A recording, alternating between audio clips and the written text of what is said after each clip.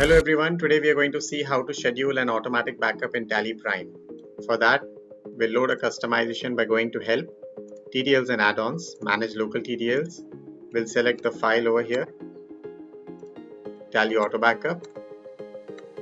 Click on F6 or Add-on Features, enable the Auto Backup Schedule. Then click on the menu bar, Data, Schedule Auto Backup. Select Yes and define the time when the backup needs to be taken. For this example, I'm just selecting to time, which is very near to the demo, and I want to take a backup of the current company. Tally will automatically shut down and restart for the changes to take effect.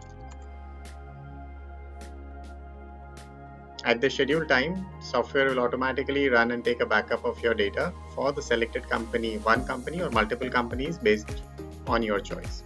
Once the backup is taken successfully, you will be able to see that a folder has been created with the date and the time, and inside that you will find your Tally data backup.